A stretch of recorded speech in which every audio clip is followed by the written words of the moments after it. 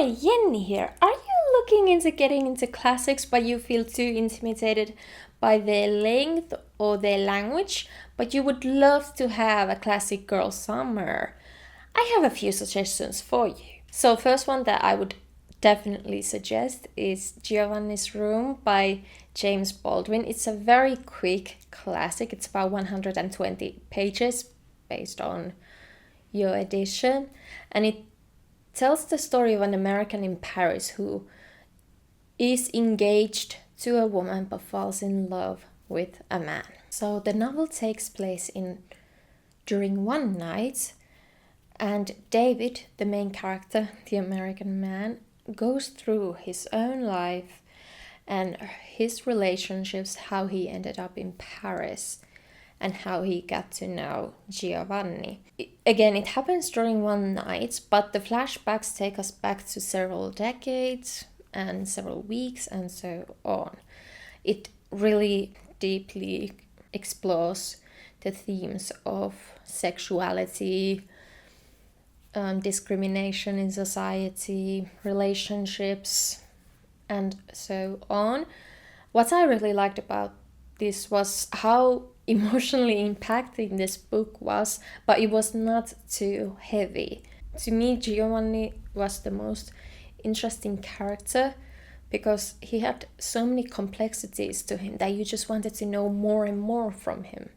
I do want to say that it does also discuss homophobia and different kinds of discrimination, so do be careful of that, but I would definitely recommend this as a summer short classic read because while it discusses such horrifying things, it's very light in my opinion. Light in the sense that I didn't feel harrowed while reading it. Emotional, yes, but not too much. The second classic that is short that I would recommend for this summer is Edith Wharton's Age of Innocence. It explores the New York high society of 1800s from a satirical point of view. You know, the society that Edith Wharton herself grew up in. And it focuses on these three main characters. We have Newland Archer, who is part of one of these wealthy families. Newland Archer is engaged to May Welland and they are soon to be married.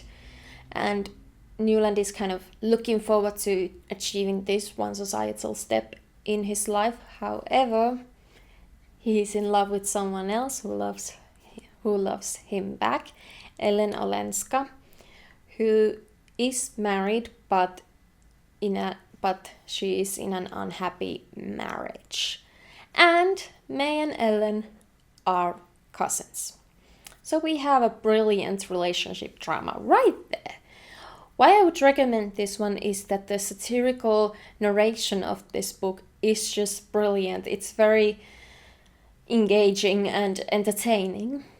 I was so hooked on this one drama between these characters, but also the exploration of these high society values and standards and expectations and how deeply they impact personal lives. And it's about 200 pages, at least my edition was, so it's not too hard, and it was very easy to read. Linguistically, language-wise, it was very easy to understand. Edith Wharton was also the first woman to win the Pulitzer Award for this book specifically in 1921, so it's really interesting to see that type of literary history as well.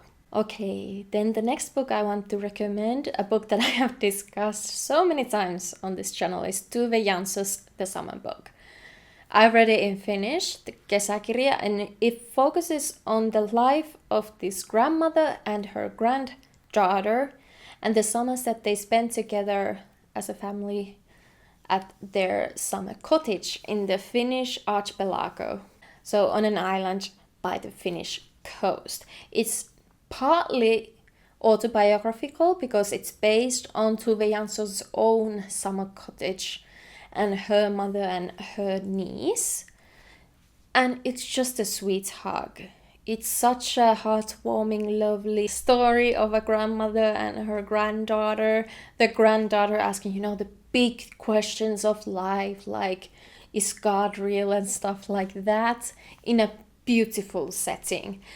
I have never had a summer cottage. My family has never had a summer cottage, but in a way I felt really connected to the story still. It was released in 1970s and it is considered a Finnish classic, so I would definitely consider it internationally classic as well. There was also a movie adaptation of the book recently and it's so beautiful as well. The grandma is played by Glenn Close and I thought she did such a brilliant job. So for warm, cozy summer vibes, for very chill, calm reading, I would definitely recommend the summer book. My next classic summer reading recommendation is reading Jane Austen. Anything by Jane Austen, really. During July on YouTube, there's this Jane Austen July challenge that I actually once participated in. It's fun. I'm personally reading Persuasion, a new Finnish translation right now, so maybe that's one. It is a bit melancholic, but it does have a lovely, beautiful ending. Another book that I would recommend from Jane Austen specifically for the summer maybe would be Emma, because it is a comedy. And Jane Austen wrote Emma Woodhouse, as the character only she, Jane Austen, likes.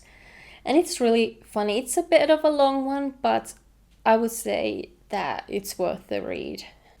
And now, if you feel like you want to challenge yourself and you don't want to read short classics but want a book to accompany you throughout the summer, Middlemarch by George Eliot. Listen, if you want a book that includes a trip to Rome where the main character, young woman named Dorothea Brooke, meets a young artist, if you want a book where a young man is very restless and doesn't really care about anything deep, but is trying so hard to become a better person. If you are interested in sound societal discussions, if you are interested in explorations of marriage, class, and how women are viewed and what they are allowed to do, if you are interested in character studies of so many different characters that deeply connect to you, I mean, Middlemarch, it's amazing. Language-wise, in English, it is perfectly fine to read.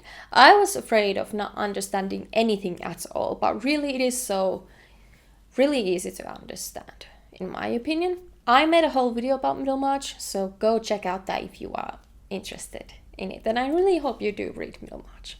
Okay, so those were some of the suggestions, my recommendations for summer reading. I hope you have a wonderful summer. I hope you enjoyed this video and I hope I see you in the next one. Bye!